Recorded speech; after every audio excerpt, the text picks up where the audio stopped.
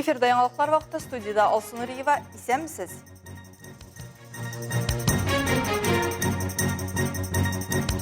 Я люблю тебя, мой Альметьевск иҗат бәйгесенә йомгак ясалды. Якшәмбе мәктәпләрендә укучылар иҗади конкурста катнашты. Ознакайның мәктәбе 105 еллык юбилеен бәйрәм итте. Әлмәттә «Я люблю тебя, мой Альметьевск, мин яратам сине, Әлмәтем» иҗат бәйгесенә йомгак ясалды. Калабызның 70 еллыгына багышланган чара Әлмәт хатын-кызлар союзы һәм Бөтен дөнья татар конгрессының район бүлеге белән оештырылды. 3 ай дәвамында Әлмәтне яратуны чагылдыручы эшләр Альметьевский вестник газетасында бастырыла һәм ВКонтакте социаль челтәрендә урнаштырыла. Алар Әлмәтнең тарихын, истәлекле урыннарын, милли һәм мәдәни мирасын чагылдыра. Калабызны үстерүгә зур өлеш керткән кешеләрнең язмышын чагылдыра. Мин яратам сине, Әлмәт конкурсының җиңүчеләре. Бик зур рәхмәт беренчедән килүегезгә. Бик матур бәйге барды. 3 ай буена без сездән килгән иҗат хезмәтләрен укып, карап, хозурландык.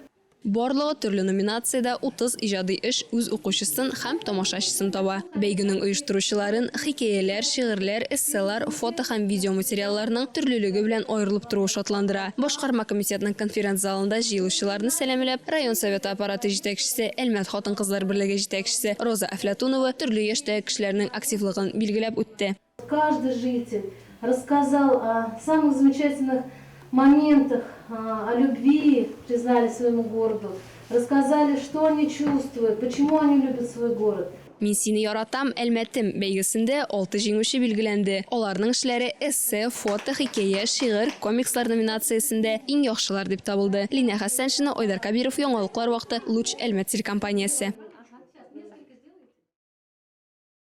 Калабызда якшәмбе мәктәпләрендә укучыларның иҗади республика фестивале зона туры үтте.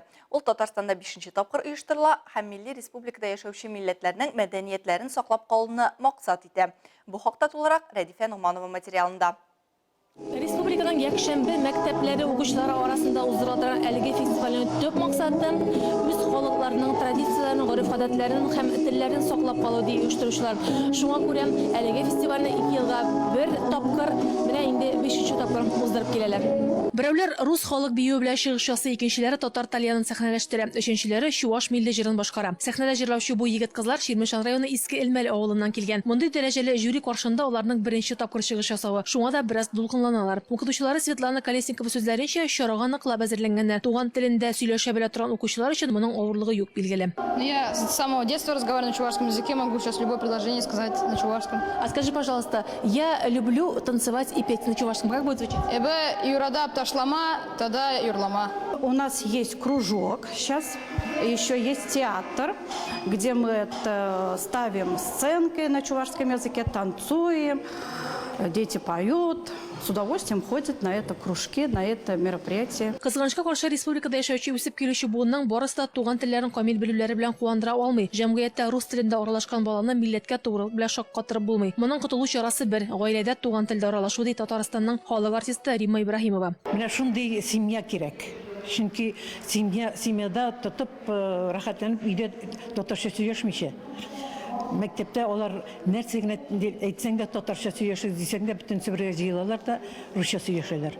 Шуңа күрә семьяда иң кирәкле нәрсә татарча сөйләшүне семьяда үстерергә була дип саныйм мин. Туган телне белеп үсүдә иҗат ярдәм итә дип саный Мәгариф министрлыгы белгечләре. Шуңа күрә бүгенгедәй чараларны күпләп оештыралар Татарстанда. Оештыручылар фикеренчә, балаларның иҗади осталыгы артуда сизелә. Балаларның осталыклары арта, балаларны гына түгел, безнең аларны әзерләүче укытучылар да менә Казанда узачак гала концертка без аларның барысын да чакырабыз.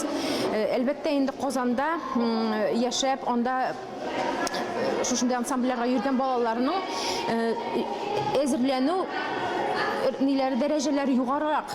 Әмма ләкин алар Казанга килеп, менә Казанда чыгыш ясаганнарын да күреп, алар устарып кайтып китәләр. Бүген республикада 129 милли мәктәп, 110 якшәмбе мәктәп филиаллары эшләп килә. Алар тәкъдим иткән чыгышлар 3 зонада уза. Фестиваль Казанда гала концерт белән тәмамланачак. Рәдифә Нугманова, Рафаэль Сафин, яңалыклар вакыты, Луч Әлмәт телекомпаниясе. Ознакайның бірінші ғымуми білім беру мәктәбі өзінің 105 жылық юбилейін бейрам етті. Ұшырашуда әлігі мәктәпні тамамлаушылар ветераннар район жетекшілігі, мәктәпнің бүгінгі оқушылары һәм педагогик коллектив қатнашты. Бейрам көңілі мезгілерге бой болды. Толырақ Эльмира Шарифуллина да. Ознакайның бірінші мәктәбі 1918 елда ұйыша. Ул вақытта ул иске Ознакайда була. Һәм инде бүгінгі көндә үзенең тарихын шәһәрнең яңа микрорайонында төзелгән яңа заманча мәктәптә дәвам итә. Тантаналы чара мәктәп укучыларының күңелле чыгышы белән башланып китте.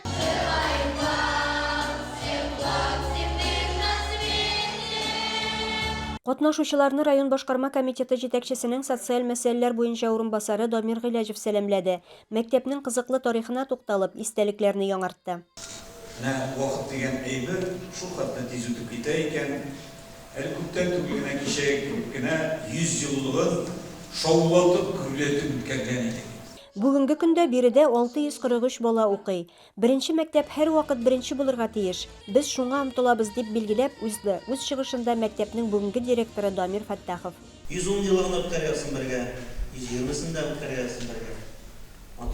Матур итеп, без беренче мәктәпнең исемен горур тотып, бергә исән-сау яшәп эшләргә. Мәктәпне төрле елларда тәмамлаучылар үзләрен укыткан укытучыларына иң җылы рәхмәт сүзләрен җиткереп, чәчәкләр өләштеләр. Исәнлек, саулык, җан тынычлыгы, тән сихәтлеге телибез. Моңынча дус булдык, дальшылар шушындый дус, матур итеп яшәргә ясын. Венера һәм Рәис Кәлимуллиннарның мәхәббәт тарихы да беренче мәктәптә башланып китә. 63 ел бергә тату гомер кичерүче пар бүгенге очрашуга килгән. 2 елга алданрак мәктәпкә кертем инде мин. Ул 46-нчы елда кергән, мин 44-нче елда кергәнмендер.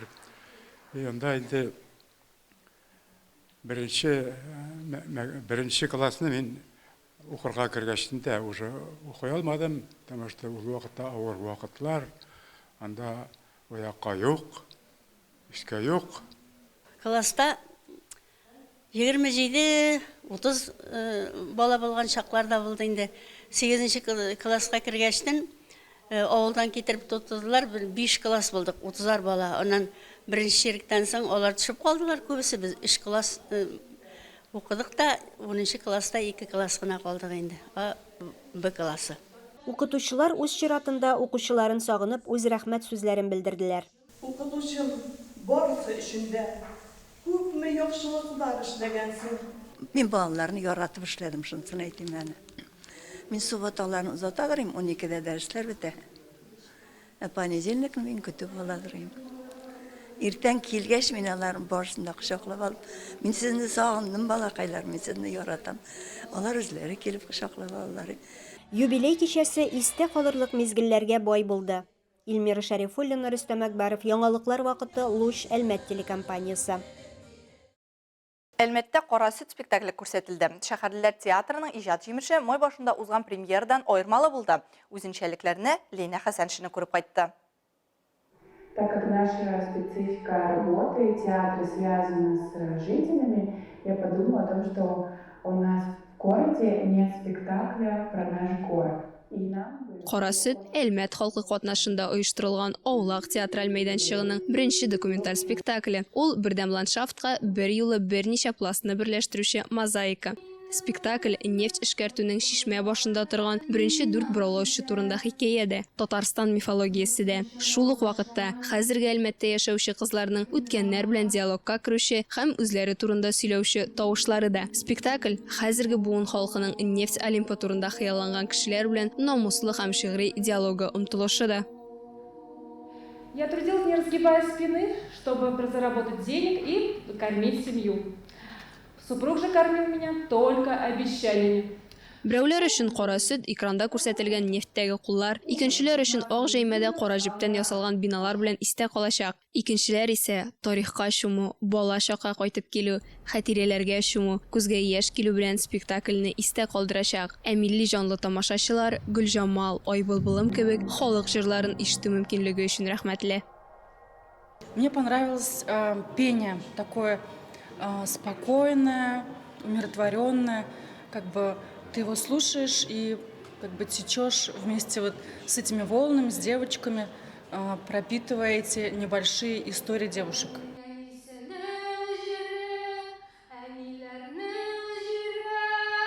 Бу шәһәрдә барган тормыш турында һәм тарих, нефит килеп чыгуы, нефитчеләр шушы хатын-кызларның матур иттереп, шулай иттереп теге тормышны алып барулары, күрсәтелгән тырышып эшләүләре дә һәм шул ук вакытта инде көчле булулары, үзләре тормышны, яшәешне дәвам итүләре, һәм тарихны да саклаулары, киләчәккә алып барулары.